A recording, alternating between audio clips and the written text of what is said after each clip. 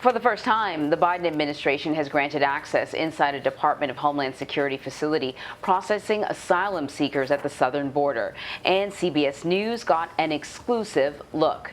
This facility in Brownsville, Texas, is part of an effort to better house asylum seekers arriving on U.S. soil. President Biden campaigned on rolling back the Trump administration's hardline immigration agenda, including the so-called Remain in Mexico policy, which has kept more than 70,000 migrants there in limbo as they wait for cases to be processed in the U.S. CBS News immigration reporter Camilo Montoya-Galvez is in Texas at the Hidalgo port of entry on the southern border, and he joins us now.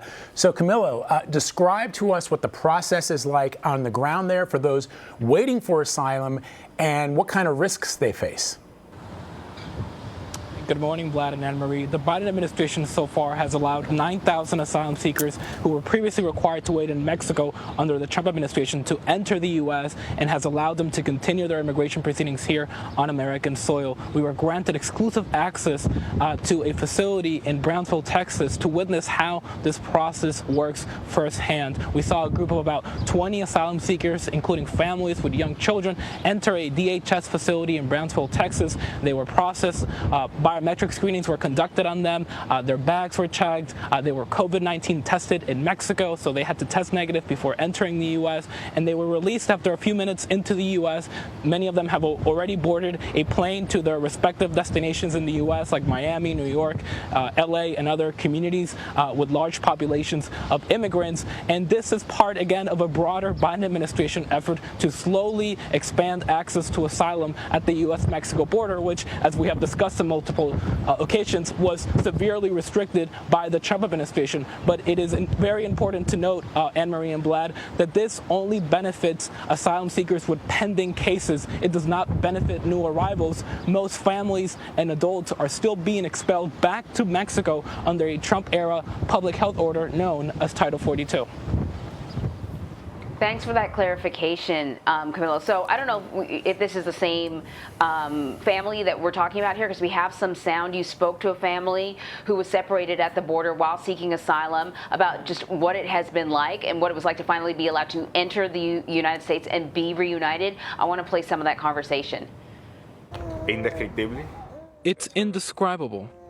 It was a very strong feeling. I spent 2 days with headaches. I would look at him every day and tell him I couldn't believe that he was here. Fue una emoción indescriptible, ¿no? It was an indescribable feeling.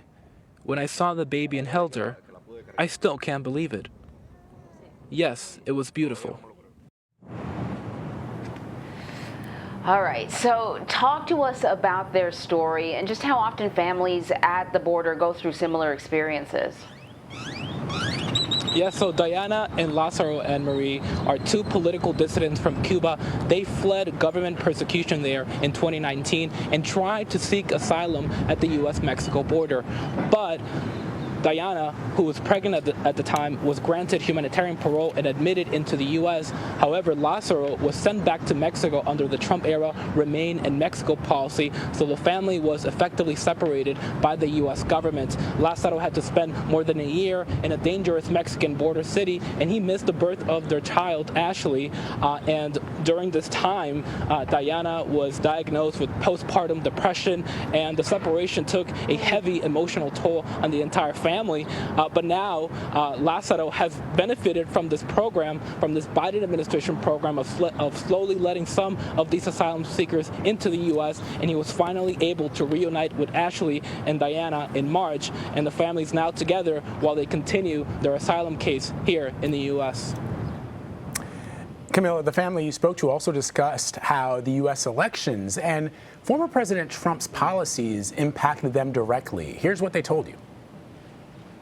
You felt your life could be changed by this election. ¿Sentiste que tu vida podía cambiar dependiendo en qué pasara con esta elección? Sí, cómo no, porque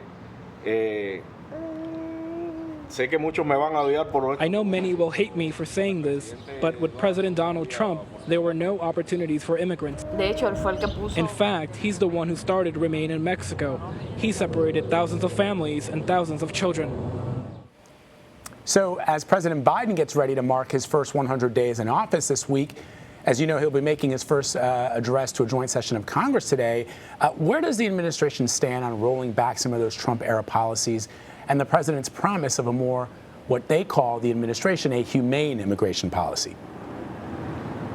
Yeah, well, President Trump, as you know, Vlad, made numerous changes to the U.S. immigration system, big and small changes.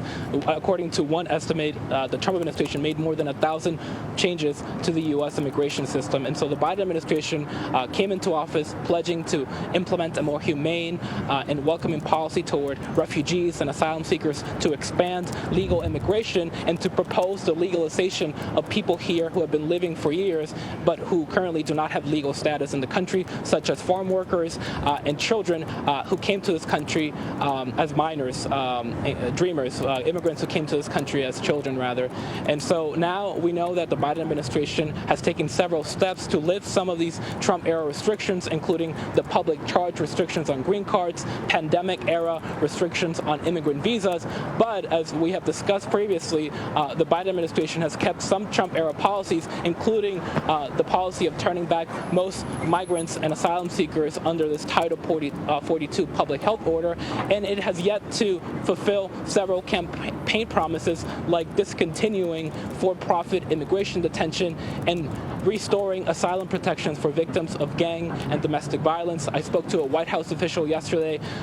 The official told us that it takes time to reverse all of these changes, and that just because some changes were not made during the first 100 days does not mean that the administration will not eventually tackle them in the future.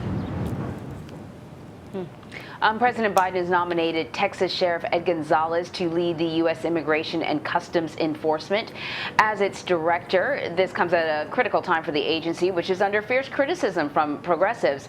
What can you tell us about this pick?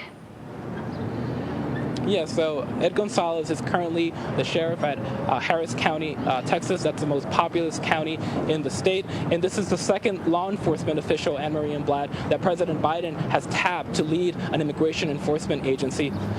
Earlier this year, he announced that he was tapping Chris Magnus, the current police chief in Tucson, Arizona, to lead Customs and Border Protection, the agency that runs facilities just like this one. And so he is tapping local law enforcement to oversee these agencies whose work has become polarized, especially during the Trump administration. Remember that ICE oversees deportations, immigration arrests, things that have become very polarizing among Democratic circles, including among some progressives who have actually advocated for the abolishment of ICE. So he will have to oversee all of these competing interests. On one hand, progressives will call on the agency to arrest and deport less people, but conservatives will complain about the agency not fully enforcing immigration law and will call on them to deport and arrest more immigrants. So this is definitely a formidable task that Mr. Gonzalez will face if confirmed by the Senate. Yeah, indeed, it's quite a balancing act. Camilo, thank you. Thank you.